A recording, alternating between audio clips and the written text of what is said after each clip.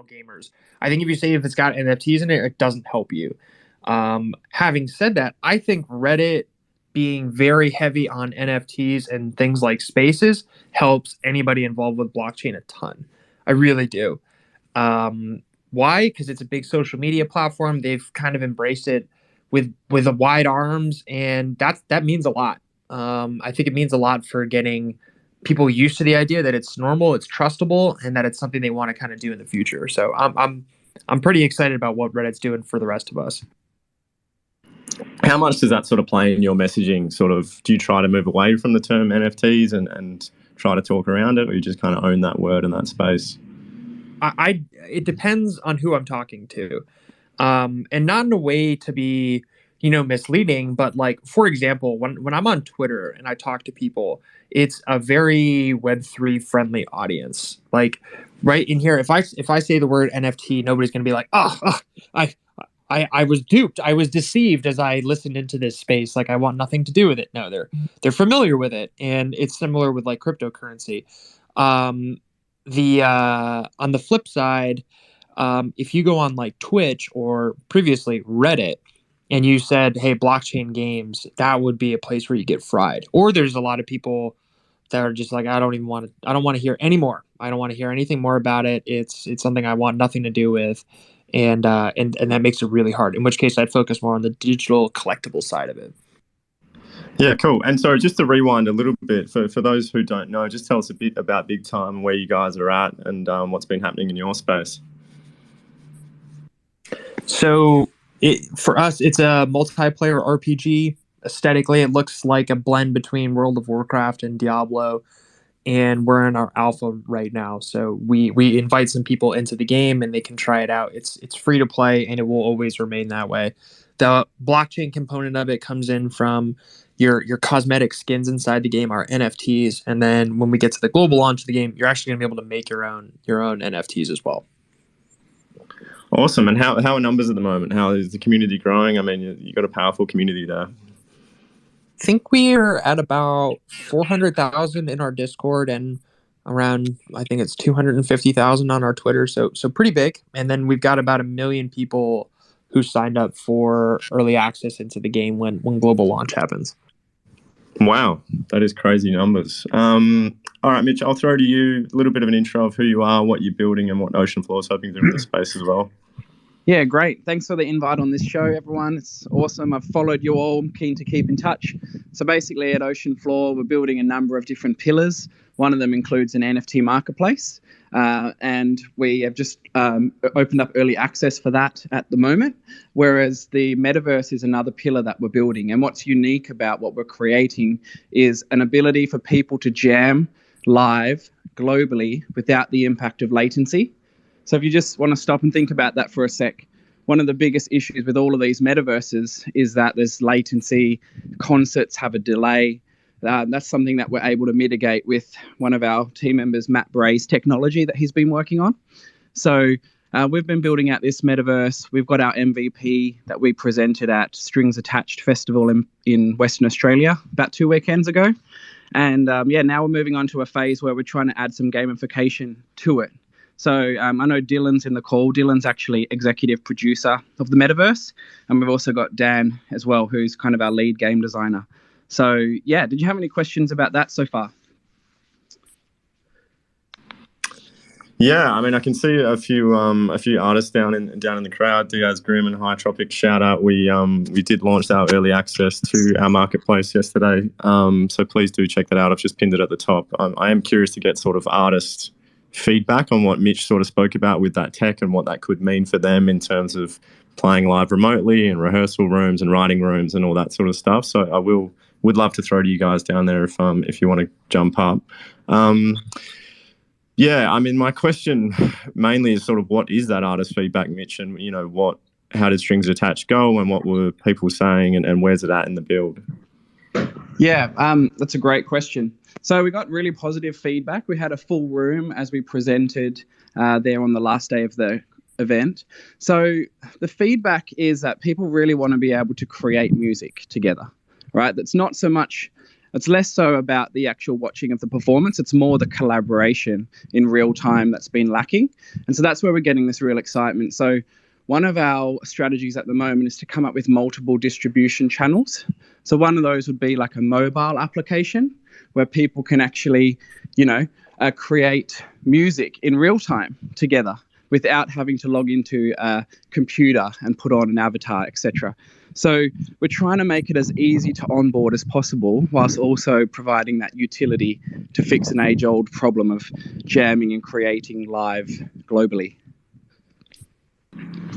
Awesome. Hey, I just want to throw to Diaz Grimm, who has just joined us on the stage. Thanks for joining us, Diaz. Now, Diaz is a metaverse rapper, essentially. So introduce yourself, Diaz, and tell us what you're working on. Hey, what's up, team? I'm Diaz. I'm essentially what you just said. I've entered the metaverse / Web3 in a pretty heavy way with the new album I'm rolling out. It's all very Web3 based, but which is very on brand for me. My debut album, 2014, the album art was me becoming an avatar as the tech kind of made its way there. So something I've been waiting for a long time. And Mitch, what you're talking about, I'm really excited for the no latency collaborations that are going to be possible in the metaverse, because being based in New Zealand, we're about as far from having real life collaborations with the rest of the world as it gets. So very exciting times.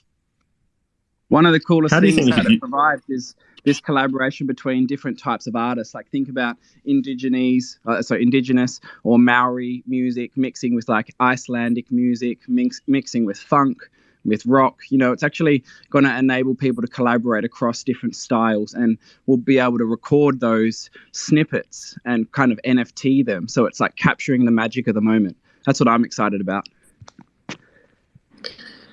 Yeah, I'm sort of curious, Diaz, as an artist, like where does your mind go when you sort of hear that potential and what you think it could do in terms of creating?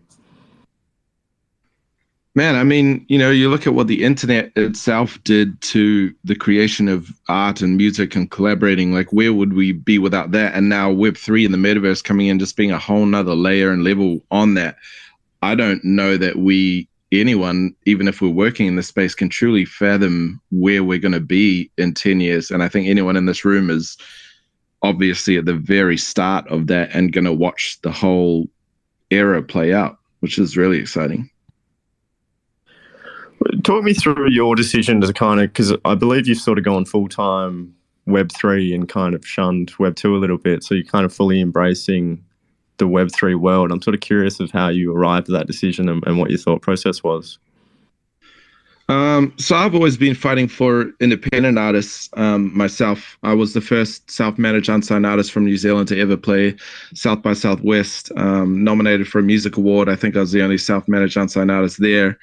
Nominated Best Self-Managed Artist. Like, I've been going hard to try and make it easier for independent artists. And I think Web3 is just one of the best tools that independent artists have ever been given, just with that one concept that everyone's talking about of, instead of going for that million monthly listeners on Spotify or something like that, you're going for those 100 to 1,000 core fans who are going to buy your digital collectibles, and that's going to make up more than we could have in nearly every other avenue combined. So for me, it's all about independent artists having a lot more power than they do in the Web2 scene. And I guess that's why I'm going so passionately into it. That's unreal, man. Big time. In terms of your game, like how much does music play into it? I'm a filmmaker myself, and I tend to kind of think music first, and I just think of the importance of music in mood and tone and how people feel when they watch things. I'm just kind of curious how much that factors into your game design. Having like cool background music for like setting the mood in between combat or like the crafting part is like pretty important. It's one of the interesting, I think, musical challenges is how to blend music in such a way that people can still communicate with each other. So, it almost like for solo play, I think that music plays a very prominent role. And as we onboard more solo stuff in the future, I think the music is going to be much more to like get you fired up. Whereas right now we have to balance it between sometimes people are talking to each other and like larger groups too. But 100%, like the musical design of like the game is kind of endlessly interesting to me. And just how it varies to like the landscape and the type of combat that goes on too. Nah, so I'll throw the same question to you, Mitch, because obviously it's a music project, and curious how much that's in your thinking at the moment. Obviously, at a different stage of the build. Yeah, so some of the things that are on my mind at the moment is like, how do we create this into a sticky place where people actually really want to go and create new music experiences that they've never done before, right? So I want to resonate with something I heard a few minutes ago. It was just, this is going to unlock new ways of doing music that have never been done before. Just like we couldn't have imagined what we're doing at the moment 10 years ago, we won't be able to imagine what's going to happen in 10 years from now. And this is actually the new phase of music creation or co-creation. Does that kind of answer, or could you rephrase the question? No. Yeah. I think that really answered. I might throw to you, Mandos. Sorry, Mandos has been up as a speaker. Just to introduce yourself, and I know you're quite interested in this space as well. Hey guys, this is Mandos. I'm community manager at OFM, and super hyped on metaverse in general, and I mean in particular like this telemini thing. I think like when you think about like the future of tech in general, like it's always good to ask yourself what is going to be inevitable. Like there's a lot of things out there that may work and may not work, and and no one can predict whether or not it'll end up being what the future of tech is, and that could be something like a PFP NFT. But when you think about like being able to make music in any part of the world, and just the way that like things are moving, like even just starting with Web 2, like this is just clearly like an inevitable piece of technology. And so, I mean, I'm pretty hyped on it. I also kind of going back a little bit to what we were talking about with just NFTs and like how the like Web 2 community looks at them, and whether or not you should be like defining what you should define as an NFT and what you shouldn't. I think it reminded me of this post that I read the other day, which was someone was asking, what do you think is going to be the future? Like, what are we going to call NFTs in the future? And I really like the idea that we're pretty much just going to call them whatever their utilities are. So we're not going to call them music NFTs. We're just going to call them music, or we're not going to call them like concert ticket NFTs. We're going to call them concert tickets. So I think, tons of really exciting things. I think, blockchain is another one of those just inevitable pieces of technology that like whether it's completely decentralized or if it's like distributed ledger, like it is going to happen. So just my 2 cents on this. Yeah, that's a really cool point. I'd be keen to get other people's thoughts on that. I also see it moving away from calling them NFTs. When you use the word NFT right now, you're talking about so many different things. There's just no way we can continue to call all of those different things that one word. So I agree. We're gonna start calling everything by its own name.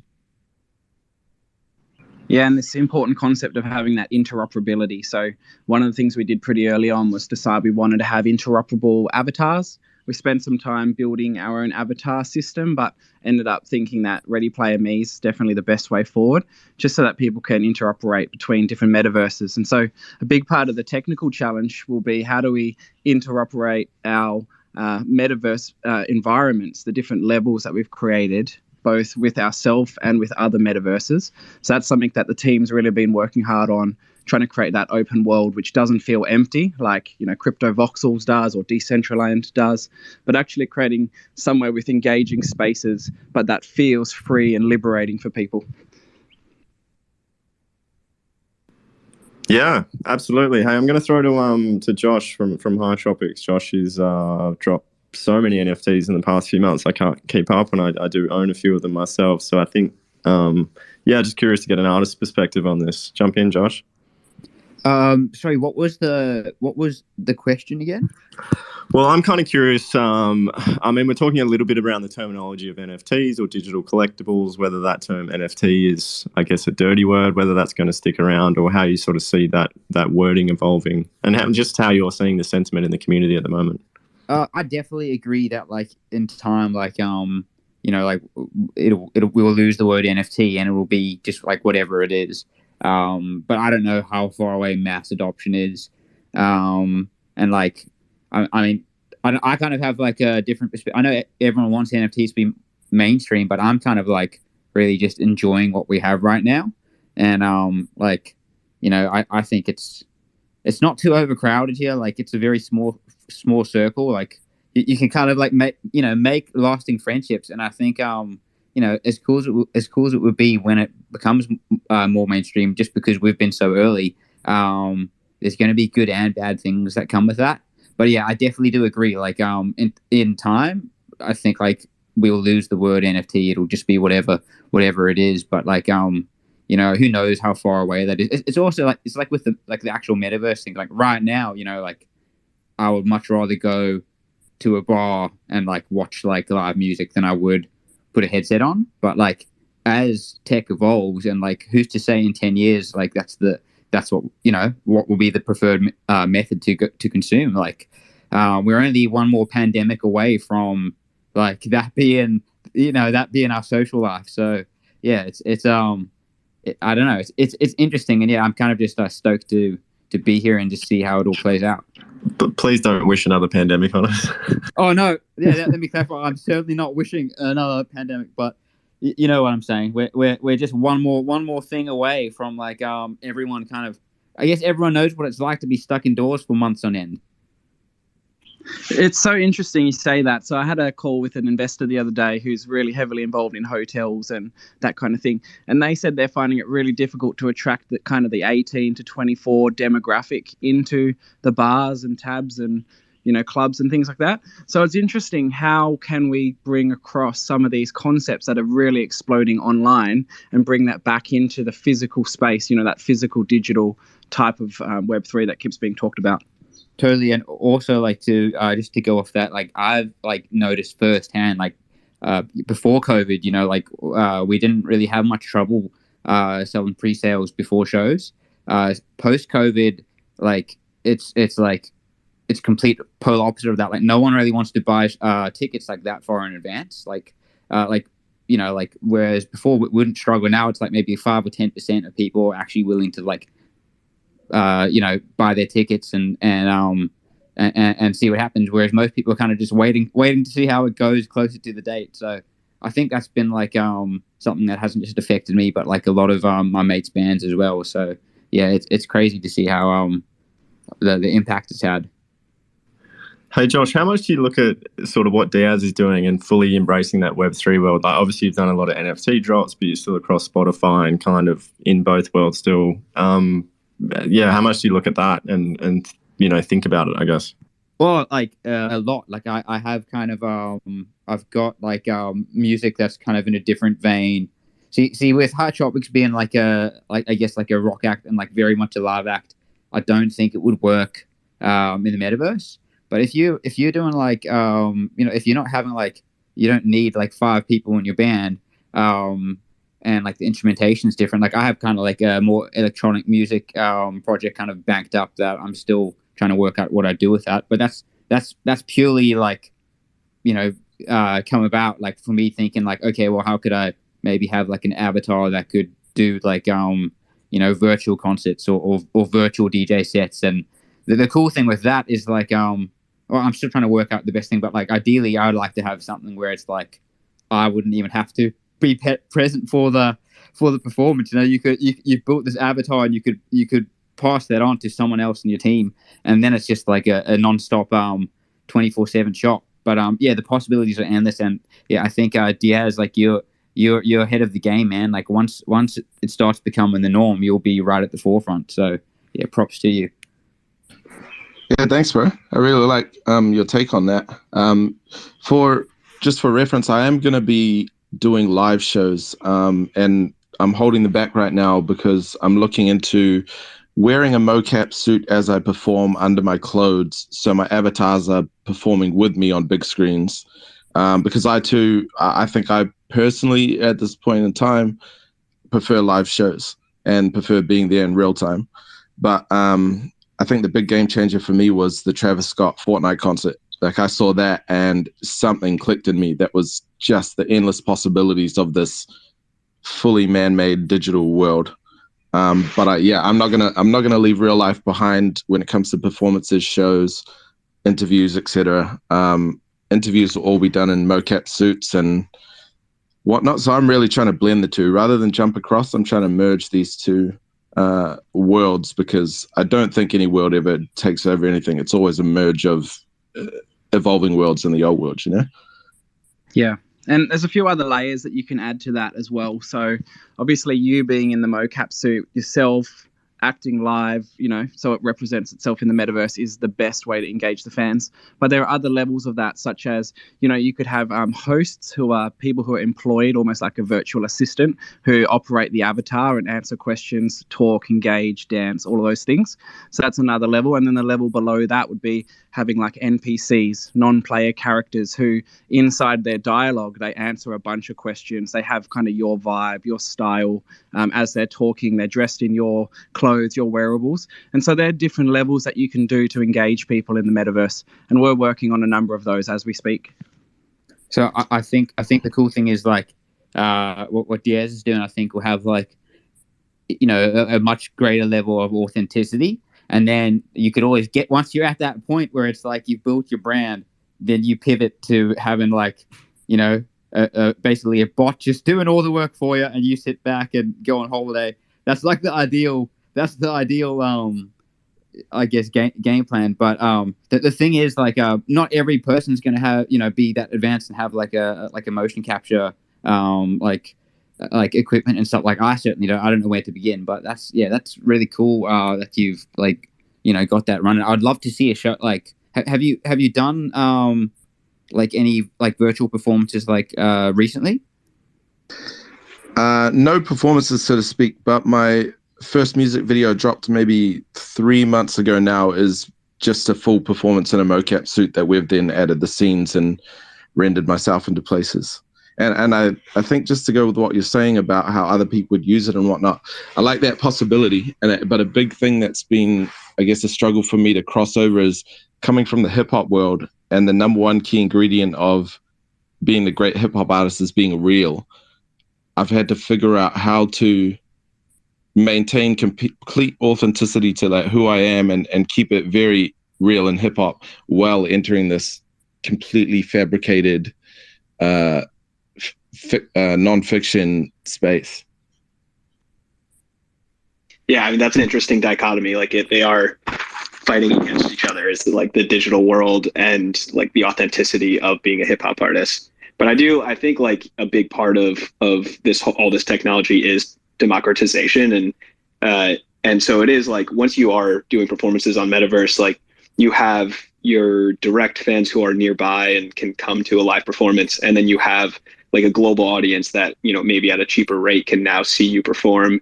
So it's like increasing access. And maybe I'm overly optimistic on this, but I would like to think that when people are attending a Metaverse performance, it's pushing them towards, it's kind of like an artist discovery function. So like you can go in one night, you could go to 10 different Metaverse shows, and now who you want to go and pay and see live. So I also like that function of it. Yeah, and that's the Spotify been for a while, right? It's your place you check out artists, see if you like them, and then want to go to a show. And I think this is that next level of that. That's undeniably a better way. Sorry, can I just play devil's advocate for a sec? What would then be the pro compared to just like recording a bunch of, like videos and then like traditional digital mediums and having them on the blockchain? Like, why does it have to be like a 3D rendered? Like, why does that make it more appealing? I don't necessarily think that does. That's just my choice, and I think anyone can do any way they want, and it's going to work for them. This is just very on brand for me. But I don't necessarily think 3D is going to, like 3D avatars are going to replace us as real things. I think us as real things will also integrate into the metaverse visually. And I think it will carry on like that. I think that's cool. I think the other thing is also like it's just like, if you're talking about music videos and stuff, like it's just so like everyone's doing that. And not everyone has like a VR avatar ready, with like motion sensors on. Do you know what I mean? Like, so it's so much. That's the one biggest difference I've been telling to like my friends in bands like who still kind of can't wrap their heads around Web3. It's just like, dude, there's like 40,000 songs a week, or I don't even know if it's a week, maybe every day getting released. Like traditionally, like with Web3, there's like there's I don't even know how many artists there is, but like I keep hearing it's like under 4,000. Maybe it's just over. There's not many people. It's so there's no saturation. So like, you know, like no one's saying stop doing the Web2 stuff, but like why not put some effort into like a space where it's like just mathematically like so much easier to break through. Yeah, I agree, but I think that like the metaverse, like conceptually, doesn't have to be this like tangible thing. To me, it's more like we were saying before, like the interoperability, like, and it's similar to like being able to see multiple shows in one night. Like, what makes the metaverse really appealing is like I don't have to make multiple accounts to visit all of these different like medium presentations or whatever it is. It's like I can just hop in and out from here to there. My profile stays the same. Like, to me, like, and like you're saying, like there's not that many Web3 artists yet. Like, I don't know, like just then being a Web3 artist, like it's cool that people are pushing the bounds, but it's like, is that just like then a bit of a gimmick? Like, is it just like a traditional song? It's now sort of Web3 released, but the quality of it like isn't, or like it's not creatively been expanded upon. It's sort of just like, it's just like, oh, now it's on Web3, and then everyone's like, oh, there's not that many people, so this is really like, it's like a novelty. It's like for sure. Well, I think this. So here's the thing: like when, basically, it's going to be a different way of consuming entertainment. So like you think about how you would go out now to go see a band you like or an act you like. You're probably going to go with a friend or a couple of friends. Like if there's booze there, you probably like, you know, you probably might be drinking. Like now it's going to change from that to you'll be like on your couch with like a joint or like a volcano vaporizer, like you know, you by yourself. You might even be in your pajamas. Like it's completely different. So I think it's going to come down to who can make the coolest and like just like the most mind-blowing experience. So like you're going to say you go see 10 virtual concerts in one night or whatever, and you're just jumping from room to room, so to speak. If there's an act like this is only my personal take. Like you, like as Dale was saying, you only get one shot to make a good first impression. Like Dale was saying, when he saw the Travis Scott thing in Fortnite, that kind of blew his mind. Like, so I think it's like maybe that's what it is. Like just trying to make the best, like not like novelty aside, like just try and make whatever you're presenting to people as good as it can be. Yeah, I agree. Yeah, I agree. I wanted to add to what you said, Diaz, before. Like, it's all about how to make the fans actually feel connected and feel this authenticity. And, you know, I think both the experience, which is almost like a consumer-driven thing, but also the way that we make them feel. Do they feel loved and connected and that they've got people who are around them? You know what I mean? I think the metaverse can also provide that, even though it's not as good as in real life. But like things like POAPs, you know, helping people feel like they were part of something special. And just think back to like when CDs were created and vinyl was created and whatnot. The people that are doing it first will be leaders in the space as this rolls out and gets adopted. There's going to be like that OG status over the years of being like, oh, wow, they were one of the first people to do NFTs and now they're so normal. Now it's just so commonplace, you know?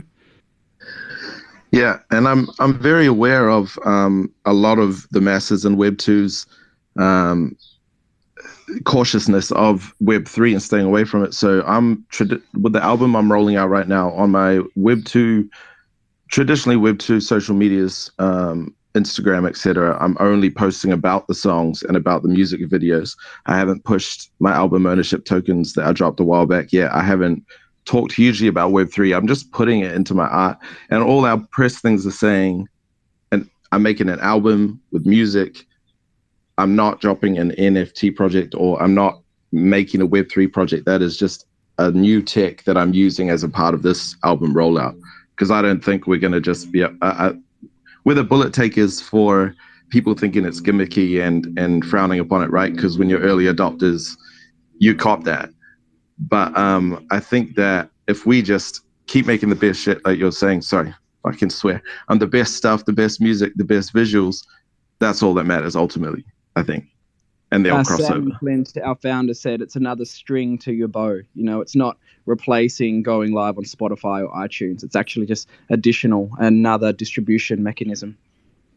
I think what's interesting here, and definitely okay to swear, Diaz, you can you be you, but I think what's interesting here is kind of all this community and artist feedback in Web3. It's obviously such a fast-moving space, and people are doing cool and new, interesting things. I want to throw this to you, Mitch, as well as Big Time, and just how much does this sort of community feedback, artist feedback play into your builds? I mean, Big Time, you obviously have such a massive community. You must be getting features thrown at you all the time. I'm just kind of curious how much you listen to that and how much your ideas sometimes stem from that.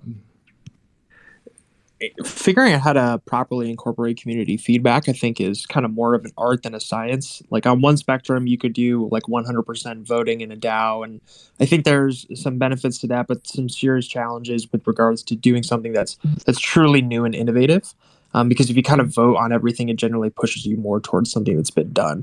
So the main thing that our community is super, super good at is helping us kind of perfect and balance things that are already out. That's been really good.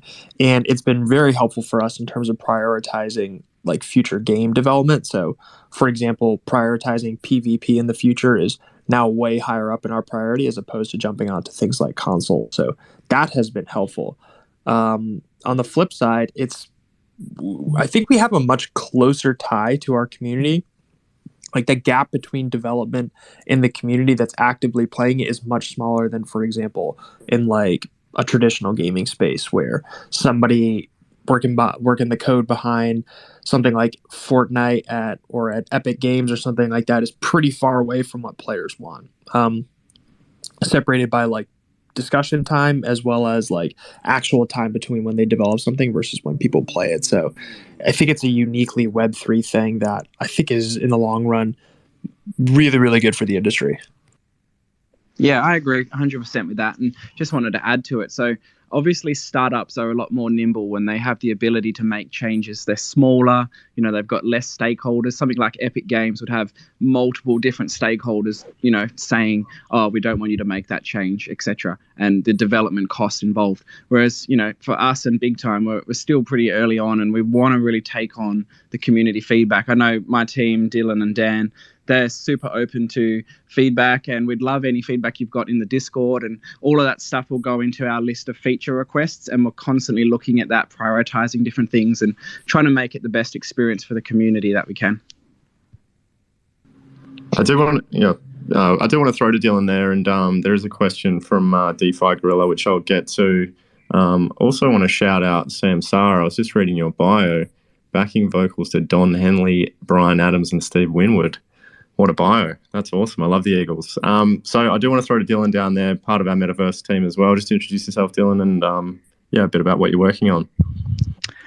G'day, guys. Thank you so much for having me on.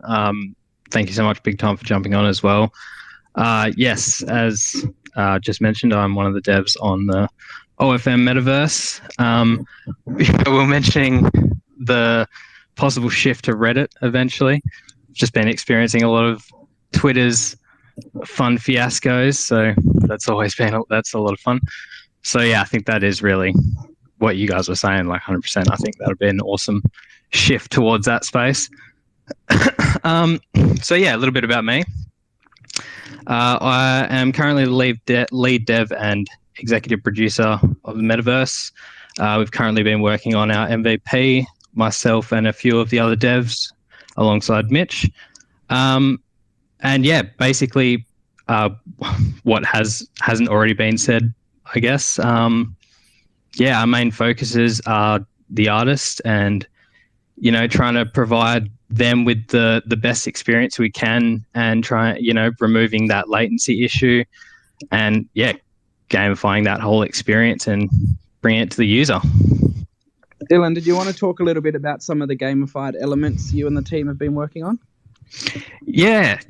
So, very similar, I guess, to Big Time in that sense with, applying that whole, making the shift from just these standard sort of metaverses that are just big open spaces that are kind of, if not bland, then they've got a few basic buildings in them, and going for more of this, strategic gamified aspect. And so what we've been looking into is, I guess, how we could do that within our space on the ocean floor. And I'm not too sure how much I should go into aspects there, but I love what Big Time's been doing with the combat mechanics and the providing that space where, it is a full action RPG. You can go in, you can unlock all your collectible items, such as your weapons and armor. And I'm very curious in terms of Big Time on some of the utilities that come along with space as well in the future. I'm not sure if that's been touched on too much in this conversation just yet. No, not really. For us, space is our land NFT. It looks like a room in a house or in a castle. You can change the layout, but the main utility from it comes from your ability to craft and make your own cosmetics. So let's say you want to make a sword, or if you want to make a chest piece or a helmet, you're going to ultimately be able to do that inside of Big Time and craft your own items. And that all that crafting takes place inside of your space. I love that concept of having your armory. There was the time wardens as well, which that concept that's really got me interested. But I love those kind of how you've brought NFTs into this way that it's fundamentally usable. And you won't, in the future, we won't be calling them NFTs and stuff. They'll be the back end that just is for everything. And I love that. So one of the things I think is really key to highlight is our focus on kind of wellness and, ocean care, sustainability, that sort of thing. So our three main pillars are earn, create, own, but we have a fourth one, which is educate. And so there's been a lot of work done in the education of the music industry, but also we're wanting to move into the education of the ocean sustainability, ocean regeneration kind of space.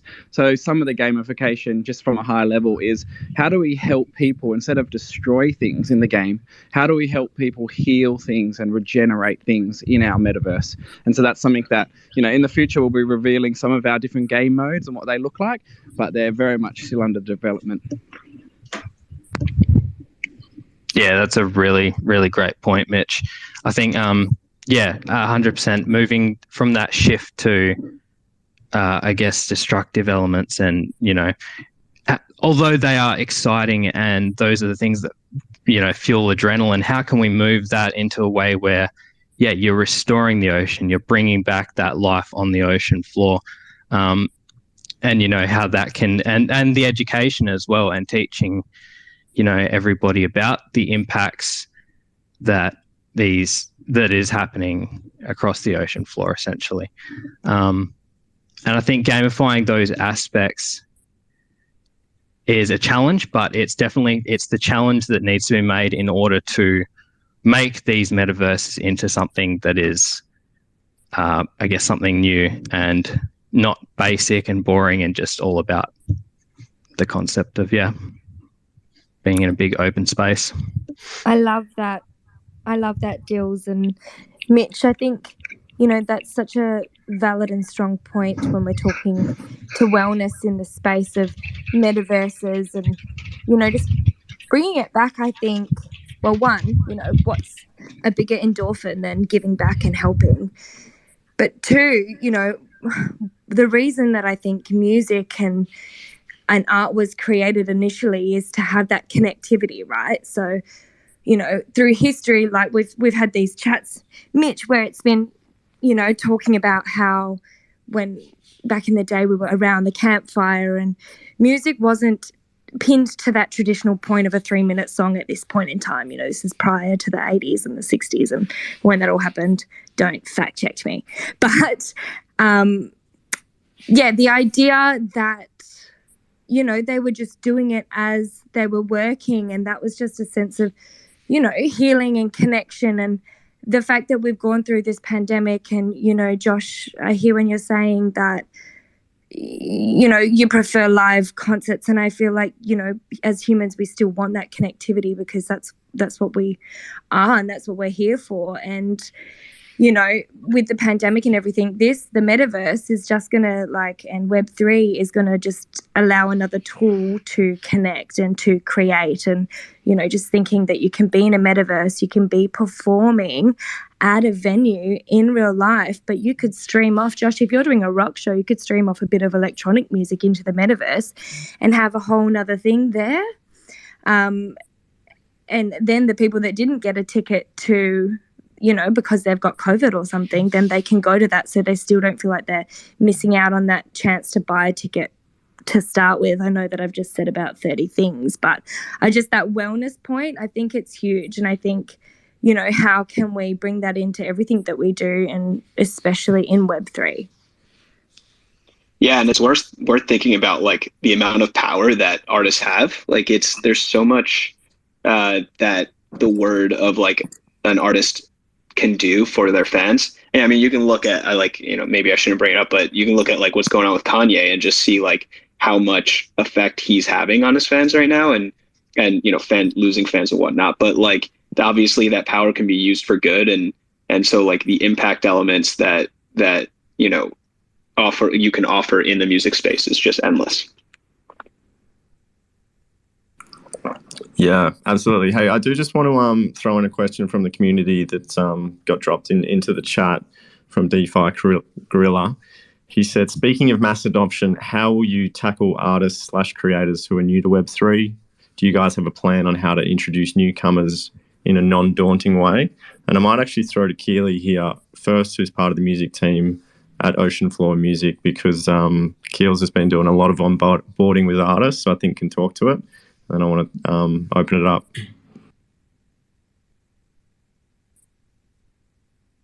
Keels has me on mute. Let's go to you, Mitch. Hey guys, oh sorry, I was just trying to figure out. Nah, Keels is the one. She's the legend on this topic. Yeah, no, it's been really fun and challenging as well, bridging kind of people into Web 2, from Web 2 into Web 3. But it's been getting easier. I found that this time last year it was a lot more challenging and there was a lot more sort of pushback.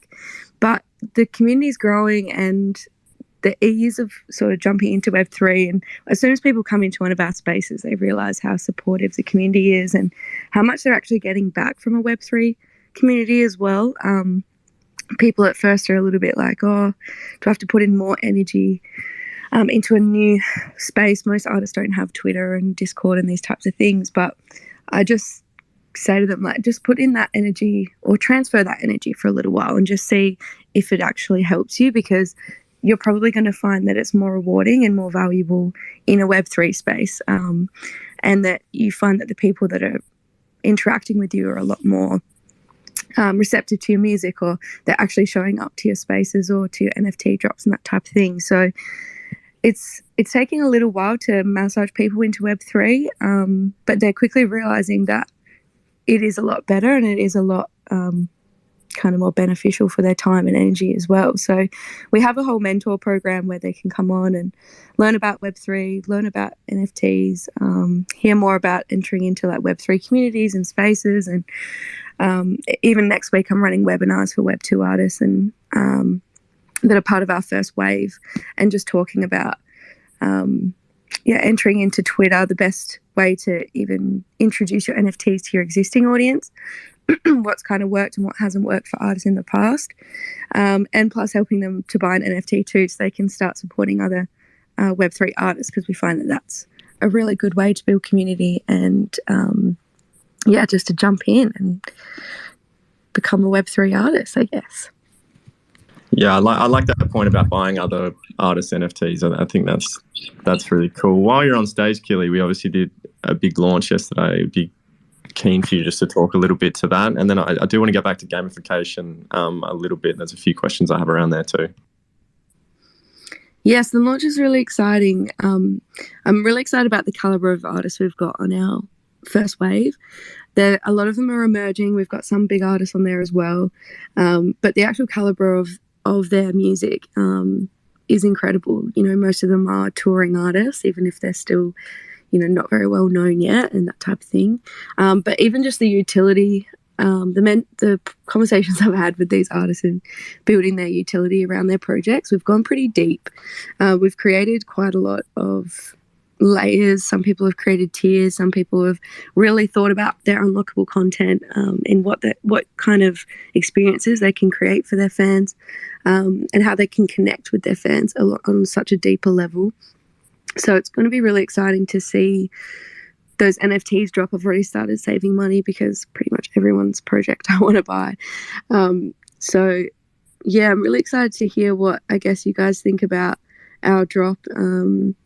We are entering in a little different to most Web3 platforms, even with our early access site and that. But one of our biggest things was just trying to make our early access site easy for our Web2 artists coming over, and their fans that probably don't have wallets set up yet and might get a bit confused by entering into Web3. And we don't want to create any roadblocks for people, essentially, just by them not really knowing what's going on. Actually, big time. I'm curious there with that sort of roadblocks that Keely just mentioned. Like, as an old school gamer myself, like growing up on the greats, Street Fighter 2, Red Alert 2, Tony Hawk's, you mentioned World of Warcraft earlier. These are all games that I love. I'm curious that sort of bridging in gaming, how that happens and how you find that process. I think figuring out an easier way to get gamers to start trying out big blockchain games is probably the next big wave of development, I think, in blockchain. In part because if you're just a casual gamer, imagine you told me you had to go set up a wallet, you had to deposit cryptocurrency, you had to go to, memorize these weird phrases you've never heard before, and then go to an exchange and buy some token it's like all kind of weird just to try out a game for the first time. So there's been a pretty big shift towards just make it easy to start playing the game and then introduce blockchain from there on out. I think somebody used I heard yesterday, a good example with Robinhood, where they're like, hey, they just set up an app initially to start buying and trading, and then they introduce the more advanced stuff, like, you can do some weird stuff with like borrowing and leveraging and options or something like that. But just getting people introduced to it first, getting in there first, made that the rest of the jump into the Web3 or the trading for them. And then we want to do something similar. It's like, just start playing the game. And as soon as you find an NFT, if you want to have a wallet or a cryptocurrency from there on out, it makes it easier. But that first step, making it easy, is all important. How about you, Diaz, in terms of audience? How do you bring them into your world? Yeah, like I said earlier, I'm going pretty easy on the non-Web3 people right now as far as pushing it. I'm hoping that just by the aesthetic and sound and some of the themes in the music, they pick up on that space exists and slowly move over. I'm not sure. It's very difficult to reel people in. But I think that it's organically happening. There's more people in these spaces than when I first started joining spaces, and more companies are adding Web3 elements to their businesses. It's happening slowly. And so I'm kind of not putting too much pressure on myself to make it happen. I'm doing my part, but it's not my biggest stress. Yeah, nice, man. Yeah, I mentioned some of my favorite games earlier. This is a tenuous link, like Tony Hawk's is one of the great soundtracks. Love Fallout. Baldur's Gate was another RPG game. Mitch, big time. Curious how much, those sort of games that you grew up with play into your mindset when you're building out your games, and how much you're trying to bring in that sort of, fun and playability, and what sort of games you kind of look to help build out. Yeah, I love that question. That's a great one. Keen to get others' thoughts as well after I say my piece. But so there's a game that I'm playing with a few friends at the moment called Deep Rock Galactic. It's basically a game where you're like this dwarf and you drill down into the earth and you have to mine these different things from the earth, and you're getting attacked by bugs and things like that. And you're picking up fossils and crystals and whatnot. It's actually really fun because you've got to work together and everyone has a different skill set. Like someone might be like a driller, or someone might have like a grapple hook. Yeah, anyway. So it's really cool to see that type of gameplay and how we might actually turn that into various quests and PvP, PvE type gameplay in our metaverse. So we're thinking about that. We're thinking about, Fallout 4, their building schematic, how we can make it really easy for people to build on the ocean floor.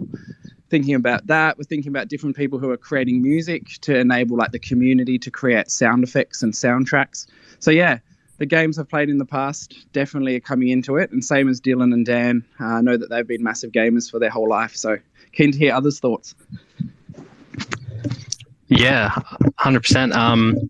I mean, as you guys were just saying about onboarding people, I think that's a massive aspect to it, because onboarding gamers in particular, yeah, it seems like, there's that stigma, there's the scary aspect to it, there's jumping into all these different programs just to play a game.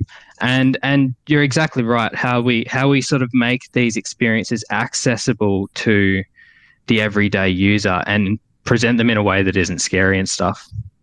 That is a big aspect, and I think, as I was saying, I think that's something that will happen over time as these procedures and stuff and these processes get more simple, and we move away from certain terms that have these stigmas and stuff, and it ends up just being, again, the norm.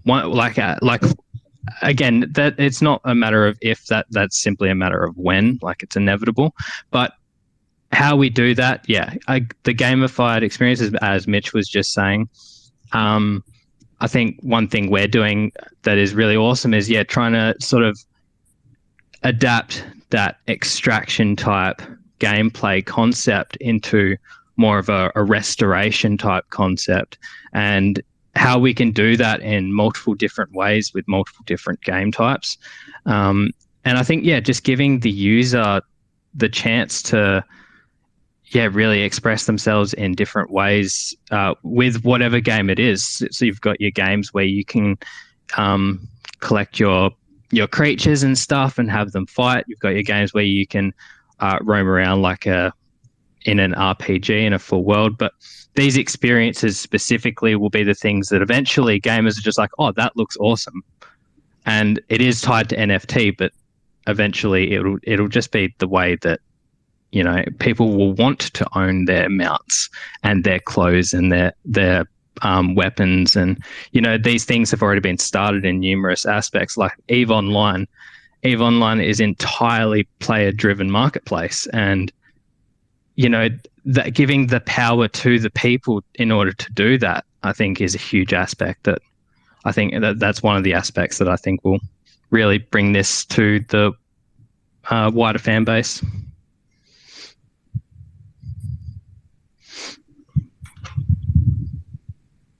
Yeah, absolutely, man. Absolutely. Hey, we'll throw to Mitch here. You've talked a bit about the real-time performance in the metaverse. Just kind of curious what other sort of elements are brought in there, and what else people can expect in there. Yeah, definitely. So basically our current metaverse that we've been working on is split into 3 areas. One of them is the club area where the performances are.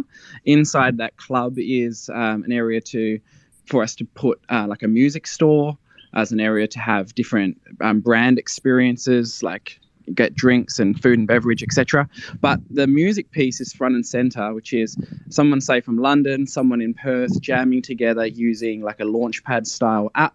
And then that music is merged together live in real time and able to be listened to and viewed by the audience. Then we're wanting to create some aspects where the audience, the fans, are actually able to engage and interact with that music. So potentially we could come up with a way where everyone's iteration of the game, their own local version, they can actually play the music and like remix it and do like a beat with it. So that's one way we can do it. But, it would get a bit hectic if people were just spamming the music in the server, and it wouldn't sound nice. So we're playing around with different concepts there. So that's the club. In our hub, we've got our NFT marketplace or NFT gallery, which is going to link to the online site. So you can walk around in a 3D avatar, walk up to the NFT, click it, view it, go to the marketplace, just like you would in, say, Sotheby's art gallery in Decentraland. So there's that piece. We're also going to have like launch rooms where artists can launch their new project. So they're going to have a dedicated space there. we're thinking about ways where we can have different worlds for different genres. Like you might think of like a rock world might have a very different style to say a pop place or a funk place. So things like that. Yeah, I hope that helps.